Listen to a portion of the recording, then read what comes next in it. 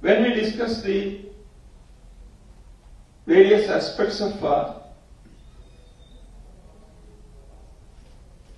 Dalit community, scheduled caste and scheduled tribe sections of the society,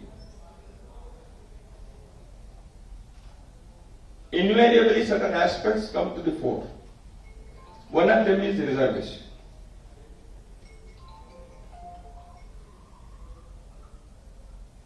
I and my organization have been strong supporters of reservation for decades. In 1980, when there were anti-reservation movements on some campuses, Professor Rajkumar Bhatia is here, and many of us who come from the background of Vidyarthi Parishad, many are here in this hall.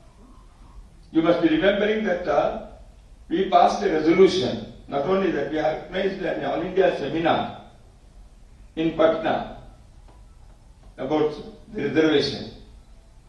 And time and again, we declared that reservation, this is historic necessity for our country for many more decades, as long as there is inequality being experienced by particular section or segment of the society, and it is their right to deny the reservation. It is not that somebody is giving them as a grace, but it is their right to say, and it is their right to declare, deny at any point of time in future. Social harmony and social justice, they are not political strategies. They are articles of faith for us. तो इस संदर्भ में 1969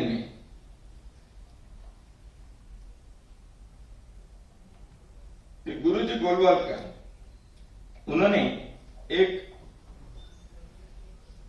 पत्र लिखा था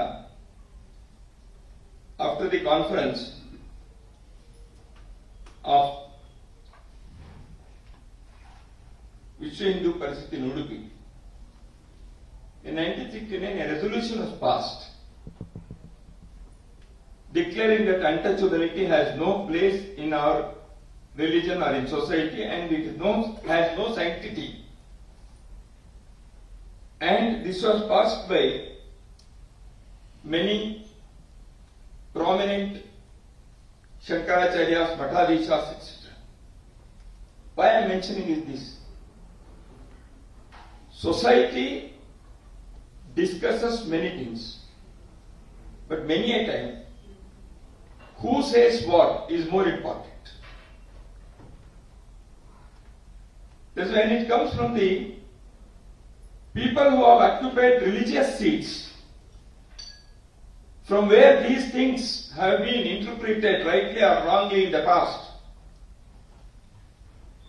who have been playing very important role in the lives of the ordinary men and women and their families.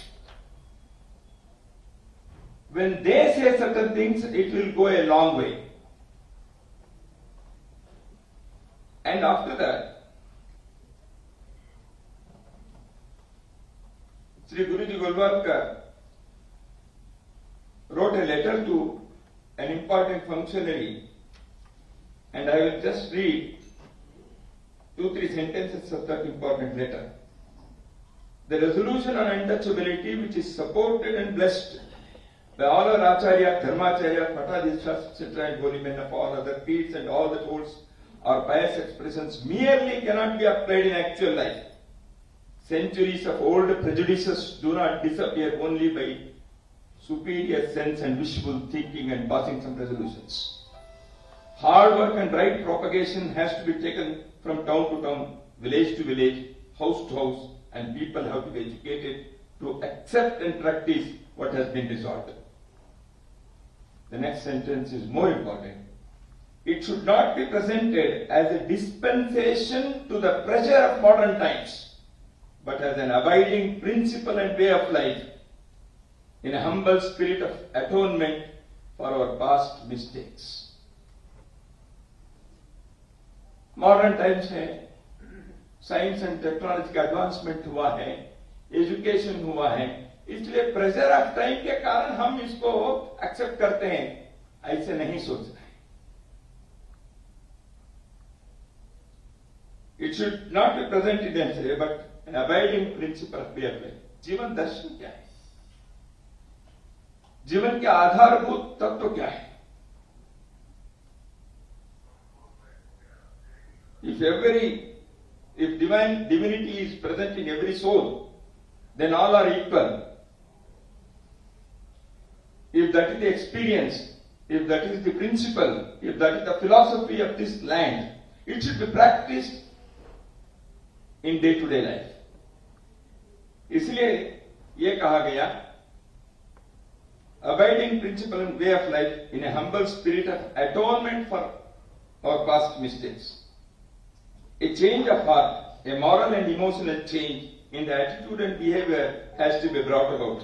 Working for the economic and political betterment of those who have been relegated to the background and bringing them up to stand shoulder to shoulder with the rest of our people is a Herculean task, but this is in itself is not enough. Such equality may be brought about without shedding the feeling of separateness. What we should desire and strive for is not merely economic and political equality. We want a change, a complete integration of the society.